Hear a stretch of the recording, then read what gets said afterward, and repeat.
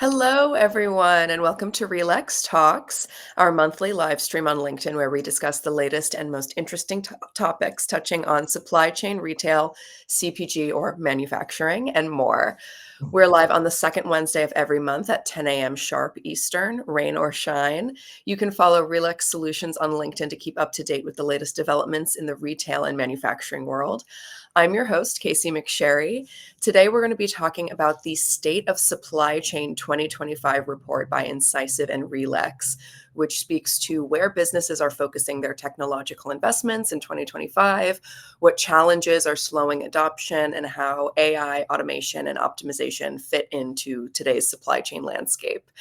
It's a big topic to tackle. So luckily joining me today is Mark Pettigrew, our VP of Product, Space and Assortment, and Scott Curtis, Head of Field Presales Manufacturing. So make sure if you have any questions to pop them in the comments. So Mark, Scott, thank you both so much for hopping on today. Scott, would you start us off with an introduction and a little bit about yourself? Yeah, absolutely. Been with RELEX a number of years, based out of the UK. Spending a lot of time these days with manufacturing prospects, working out where their biggest pain points are and how we can help them with our solutions. Awesome. Mark, would you give us a little bit? Yeah, sure. Thanks firstly for inviting me along today, Casey. It's a delight to be here and to see so many faces online today. So I recently started a new role within RELEX, actually, as Vice President for Product in Space and Assortment. But actually, I've only recently joined the business. I've spent the last 30 or so years working within the retail industry, both leading large-scale infrastructural changes, but also in leadership operational roles within space, within supply chain, and within store operations. So I'm hoping to bring some of that experience into our product design and our future development and roadmap. Amazing. Well, we're so lucky to have both of you on today.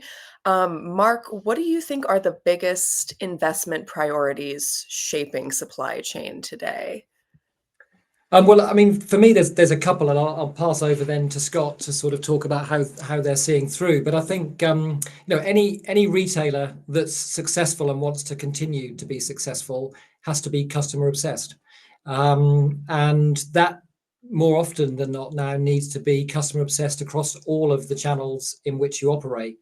And what we're seeing clearly moving and moving ever faster is that most customer journeys now are starting online, where in the past many of those started within bricks and mortar, and actually more of them are finishing online as well. And that's not to say that bricks and mortar aren't going to continue to be super important, but obviously the way that customers are engaging with retailers is changing all the time, and obviously that creates its own challenges. So, for the investment that we're seeing in omnichannel, I think that's just a reflection of the recognition that all retailers need to be making sure they have visibility of all customers, wherever those customers may be, whatever it is they're trying to buy, whenever they're trying to buy it as well. And I think that's why so much investment is going into that, because it's one thing, needing to understand the assortment you need to carry and where you need to carry it. And Scott will talk a little bit, obviously, about the complexity that therefore brings in terms of fulfilling that from a supply chain perspective. But I think the other thing that comes alongside that, and the report clearly calls out, with also a huge investment of around 47%, is that desire is underpinned by mass data and AI capabilities, and ever more needing those to be able to manage that level of complexity without having to scale up with huge numbers of resources to be able to do that. So I think the efficiency drive within retail to recognize that growth is hard to come by, but obviously costs are very much a real challenge, is the need to be able to manage that complexity through automation and through AI. So that's the reason I think so much investment is going into mass data and the capabilities that come with it. Yeah. And Scott, from a manufacturing perspective, how are manufacturers approaching these investments? Cautiously, but they know they need to be done. I think as the complexity in the market, the consumer becoming more discerning, changing assortments in retailers faster, retail demand changing faster, manufacturers are recognizing that they can't be as disconnected as they have been in the past. They need to be a lot closer to to their retail customers and to their customers' customers. And a big part of that is getting the right data in place, being able to share data across companies, collaborate efficiently across organizations so that you can be working from the same data, same forecasts. These kind of things are driving the need for investment. But of course, with AI being the topic of the moment and a lot of hype around AI at the moment, there is a lot of caution in the market as well, which means we've really got to help organizations see the value of making these investments. Yeah. And what strategies can help businesses overcome these adoption challenges? Mark, Do you do you want me to wanna- take? Do you want me to Yeah, take yeah, that? totally. Well, I think I mean there's a couple of things for me operationally that continue to be the big barriers to adoption. I think the first one is that many retailers had started as bricks and mortar retailers and have evolved into being omni-channel recently. And their challenges are that they are businesses and organizations that have been around for a long time, and structurally and capability wise, the movement towards the new world that we've just been talking about is actually the bigger challenge, is being able to move those capabilities, and obviously making sure that they're focusing on structures that encourage much more collaboration, measures that support that as well, and encourage people to work across the end-to-end value chain in a more holistic and more collaborative way. And obviously new skills as well. So the skills that people require now are not the skills that people had in the past. And I think the retailers that have come from that background are perhaps at a disadvantage versus retailers that started online and are more pure play online, have perhaps have moved into bricks and mortar, more physical retailing there. So I think that's one of the biggest challenges and one of the biggest barriers. But I think the other one really is actually data discipline. And perhaps not enough focus and realization on how much work is required within a business to put it into a place where it can realize the true benefits that can be had from moving to an automated world and with machine learning. And that in itself takes a huge amount of investment, and that investment in the short term may not appear on an ROI top 10, and therefore can be deprioritized for things that are bigger and more short-term benefits. And particularly with retailers generally being in a challenge place, the P&Ls are often quite challenged. The desire to go for those quick wins can often mean that things like data discipline gets deprioritized and therefore doesn't move businesses towards a world where they can make the most of the new opportunities. I guess to add a little bit to that, my previous answer was talking about collaboration between companies. I think what we see is that a lot of organizations first need to work out their cross-functional collaboration within their organization before they can start to collaborate across organizations.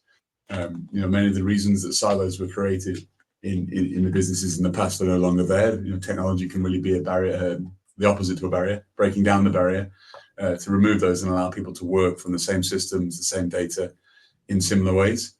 And there's a real need to invest in the right expertise in AI and automation at the same time. It doesn't have to be internally. A strategy can be to involve the right partners, be that functional partners with technology or partners that provide expertise in consulting, but finding the right people to guide the process of overcoming these challenges is key.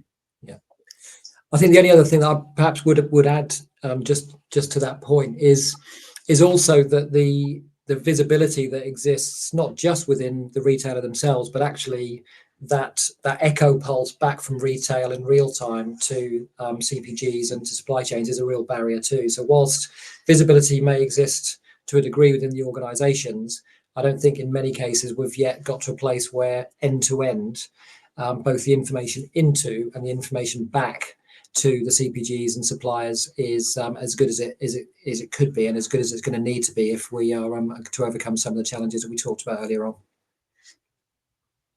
Yeah. And so another difference between, manufacturing and retailers are stockpiling while manufacturers are staying lean. So why don't we dive into a little bit about what's driving that shift? Mark, do you want to start us off?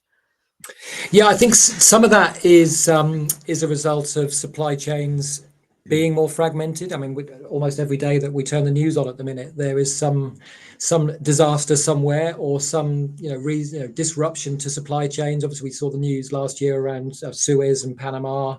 We know that changing climate is also meaning that crops aren't as reliable as they used to be, and that puts pressure on supply chains. So I think there's an element of protection of availability and protection of stock, which to a degree is explaining some of that stockpiling. But also, I think on the flip side to that, retailers are under more and more challenge to make sure that they're thinking about working capital and not holding too much stock. So I think the stockpiling isn't across the board. I think the stockpiling is largely being used where there's a real need to protect availability and the flow of goods. But I wouldn't say that's something that's happening across every category all the time. I think each individual retailer will be making selections about where they choose to do that, where they choose to hold that stock, but also where they're choosing to be lean, so that they make sure that they're not tying up lots of working capital that affects the P&L. And would you say private label expansion is affecting that factor at all? I think we're seeing it differently across the different regions, actually. So I think there's no doubt in North America we're seeing much more reliance on private label expansion. That and the data around that is quite clear. I think in Europe that's been a little bit slower, and I think some of the power of some of the CPGs might be explaining that, and also some of the short-termism that I talked about earlier on, which is working much closely with the CPGs, and gives you more protection in the short term. So I think we're seeing it playing out in different parts of the world for different reasons. Totally. And Scott, how are manufacturers balancing resilience with efficiency? Yeah, and it's always a fun contrast, I think, because I've worked a lot in retail, and these days I work with manufacturers, to see the difference in what's acceptable service level. For manufacturers, they are committed to exceptionally high service levels most of the time as they deal with retailers. Mm-hmm. So they're left with one of two options. They can either invest in safety stock, which is expensive, in just in case models, although the trend has been a little bit for more of that recently. But as the report highlights, 30% are still committed to just in time models, which really means they're spending a lot of human resources, a lot of effort to plan around that. It can be quite labor intensive, and of course what's one of the other big challenges of the moment is labor costs are higher than they've ever been and going up faster than they've ever been. So it's really a time to think about process, to think about how we can use technology to help us to make maybe those just in time decisions smartly, or deploy just in case solutions in the right ways, not blanketly across the entire business or across entire categories, but only to where they really add value. And being able to use AI-based solutions to understand where to do that and where not to do that, I think is key. Yeah. I think the only other thing that I would just again add to that is not so much about the mix between private label and own label quite so much, but certainly businesses being much more focused now on the assortment that they're holding overall. And making real choiceful decisions around how much assortment they hold. We're typically seeing assortments coming down in many territories, again not necessarily reflected in the US market as such, but a real view there of making sure that the assortment is one that we can continue to make sure is available. B, we're not providing too much choice, because obviously that fragments the demand, and substitutability is much more difficult to predict if we do have stock outs. So I think that, assortment planning and a focus on assortment becoming ever more important to help with some of the things we talked about earlier. Just to build on that a little bit, I think something exciting that AI can do for us is allow us to trade off those assortment decisions better against our other business objectives. Mm-hmm. So can we, in this area, hold a smaller assortment for better on-time availability and better wastage levels? Some of those decisions that would have been massively complicated jobs to calculate before, AI can help us to do much faster. Yeah, sure. Yeah, and that touches on the next question, one of my favorites, which is kind of how RELEX can help solve some of these problems we're talking about. Can data-driven forecasting help bridge this gap?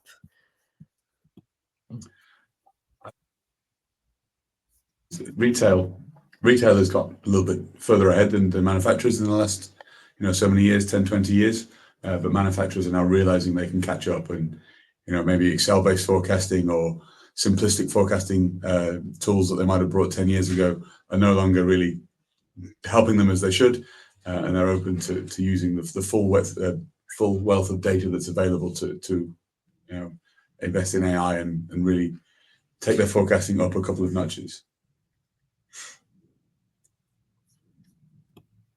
And then I think for me, I mean, certainly a real focus for us at RELEX at the minute is on assortment, and the way that we can use assortment with full visibility of the customer, and understanding the different choices that customers are making across the basket and across categories. Being able, therefore, to make the right decision, not just within category, but more broadly across the full offer that we provide within an individual location.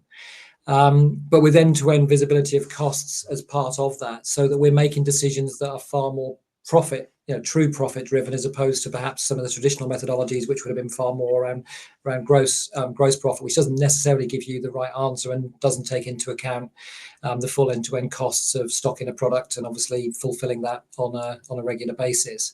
But also, understanding how decisions about assortment then impact on substitutability, and also the effect that can have on demand. But connecting that then with promotions planning and price management as well, so that we've got alignment across the key areas of category management, and obviously using the demand forecast as the engine really for making sure that what we're doing is taking a look into the future rather than looking behind us at the past. And what risks are shaping these supply chain strategies? I think we touched on it earlier in the call. The world is changing, or feeling like it's changing faster than it ever has before. A lot of unforecastable events that we see in the world at the moment that perhaps we couldn't have anticipated. So we need to be prepared for those things. I think it's not just about, we can't forecast some of the things that happen. You have to be ready with a playbook of options to deploy. What do we do if our biggest supplier has this problem, or what do we do if this market has a challenge around a tariff or something that's recently come in? We have to be ready for these things. It's about resilience, not about predicting the future. Absolutely. And how are retailers preparing for this ongoing volatility?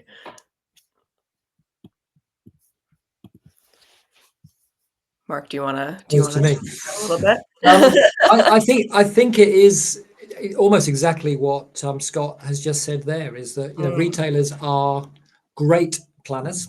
They spend all of their time planning for the future, planning the next big event, or planning for the event that's coming later in the year. But also, I think what they need to be able to do is also to be able to change and to pivot more quickly when these unforeseen circumstances happen. And sometimes that can be quite difficult to do with the tools and the systems and as I said, the way that businesses are typically organized today. So I think it is definitely more the always have a plan. But then, as Scott said, you've got to be able to respond really, really quickly. And that's where the tools that we've been talking about earlier on really come into their own, because that visibility allows you to make much better data-driven decisions more quickly than perhaps in the past, where it would have taken several weeks just to pull together the information to determine what to do. That's becoming easier now to be able to do in minutes or hours. Obviously, bringing the different teams together from different parts of the business to be able to respond to that. And I've not long left retail. I've not been out for much more than 6 months, and certainly that is what I was seeing in the last year of my time within retail, was that lots of things were happening, and the responsiveness to them became much quicker. I think COVID in some respects helped, because everybody had to change their business models upside down overnight with COVID. So I think we learned there about how to respond more quickly, and I think that DNA that's sort of come as a result of that is now more embedded, and therefore businesses are finding it easier to be able to adapt as the world changes. One thing that I never let the opportunity to talk about pass without using. We're talking about something that actually crosses over retail and how manufacturers are operating with VMI and direct store delivery and such. Predictive inventory can these days help us to predict exactly what inventory is in locations. That's revolutionary stuff only 5 years ago. So we're no longer waiting for perhaps in-store staff to have to respond to something to go and count, work out exactly what the situation is of a stock item or something, or an item in a distribution center. Technology is helping us to already be on top of that data before and as events occur. It's a real opportunity to embrace AI. Yeah, and that resiliency piece you were speaking to before is so key. But what would you say is like the biggest barrier to resilience, and how can businesses overcome it? I would say in a lot of the conversations I have with manufacturers and businesses that we deal with, being able to plan the business in a not a single way, but in a consistent way, so that you can build these resilience plans, is the biggest barrier. If you're doing different things in different silos in different departments, you can't really execute on the same sort of scenarios. So you might have resiliency plans that are different in different areas of the company, and is that really a resiliency plan in that case? One of the big risks I see. Yeah, and would you say like real-time data plays a huge factor in that as well? Absolutely, I think for all types of business, but especially the manufacturers and retailers, so many areas of our life now we expect real-time data. That why don't we expect it in our working lives as well? Yeah, Absolutely. yeah. I was recently at CMA actually, in the US a couple of weeks ago, and I think that was one of the themes that I took away from what the CPGs, the manufacturers, were saying on stage across that few days, was just how blind they feel once stuff's kind of landed in retail, to get that real-time feedback to allow them to be able to respond and to allow them to plan stock better. So that definitely feels like that's a continued barrier. I don't think we've got a solution for that today, but that's definitely something that if you were talking to CPGs at the minute, particularly in North America, that feels like that's what they would be saying about the visibility of data across all the customers they serve. Yeah. All right. And looking ahead, what's next for supply chain technology over the next 3 to 5 years?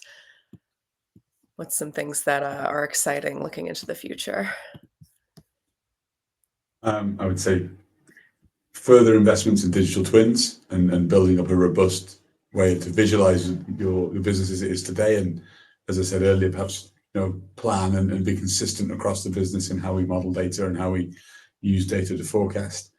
And I think that's really the foundation for the next phase of generative AI, agentic AI, these fantastic things that our colleagues are working on how we can really take a lot of the mundane manual tasks out of users and open up things that's never possible for users to do today because there's not enough time to do.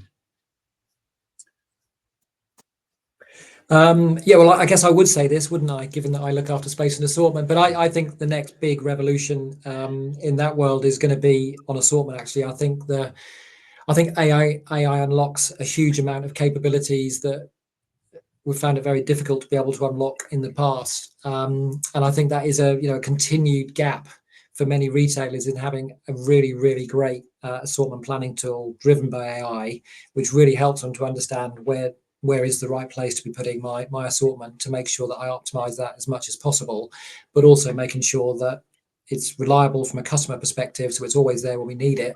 And also that making sure that we're putting the right amount of stock into those stores based upon the demand that we're seeing, to make sure we're not holding too much. And it's getting to a point now which is, if every single store is going to have its own unique combination of those needs, and AI really unlocks the ability to do that. Yeah, absolutely. It's so key.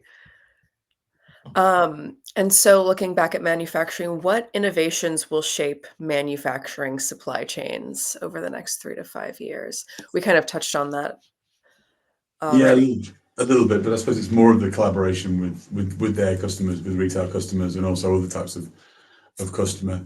I think these days with the power that we have in AI, the availability of data, there's not really any excuse to be detached from the customer and the consumer anymore. We should be a lot closer to them as manufacturers. Yeah. And now I think this will be probably one of our last questions, but it's for both of you. If you had to give one piece of advice for future-proofing supply chains, what would it be? I'll go first then. Yeah, please. I think prioritize data visibility and then data quality. If we get harmony and consistency across planning, across the organization, I think data quality will follow that. And then that's the basis for all of this fantastic stuff we can do with technology. Yeah, totally. And then the thing for me is, I mean, I think the customer benefits the more aligned retailers, manufacturers, and suppliers are. So I think its investment in collaboration is having that full end-to-end visibility is absolutely critical. That would be my advice. But I think if I'm allowed to have a second one, which probably I'm not allowed, Please. you're allowed for one, but I think it is also about creating a plan to re-engineer the operating models, really focusing on how we're organized to make the most of the technology, the roadmaps that we see for the next 3 to 5 years, but also making sure that people capability is something we're investing in as well. I think that is often the sort of the cost that feels like it's an investment without a return, but without getting that skill within organizations, we're never going to realize the full potential of all the new tools that are going to be coming down the line. So I think that would be the second piece of advice that I'd put in. Yeah, all good advice. And then I wanted to also ask, how can some of our attendees in our audience here continue learning about these insights? Downloading the report next week would be a good start. Yeah. I think it comes out next week. Is that correct? Yes. Yeah. Yeah, so keep looking. I think we're going to be publishing that through a number of channels, not least through LinkedIn. So make sure you keep an eye on that, read the report, and obviously we'll continue to have webinars like this as well to continue to keep people informed. Look out for RELEX live events in your region as well. Absolutely. Wherever you are in the world. That was a bit of a shameless plug there at the end, but yes, look out for RELEX live events in your region. Yes, RELEX Live Atlanta coming up in April 2nd to 4th. I think that's the next one coming up, and then there's a few other RELEX Lives all over the globe. So yeah, come and join us. All right. Well, I think unless we have any questions, I think we've hit every point on this report. So I think it's about time to wrap up today. We covered the new report on the state of supply chain 2025. Thanks so much to our audience for joining RELEX Talks. Don't forget to follow RELEX Solutions on LinkedIn for our insights on the upcoming episode on April 9th. And don't worry if you can't catch us live, because all of our shows are available on demand on our LinkedIn page and on our YouTube channel. Thanks again so much to Mark Pettigrew and Scott Curtis for joining us, our resident experts. And I'm your host, Casey McSherry. Thanks again, and we'll see you next time. Thanks, everybody.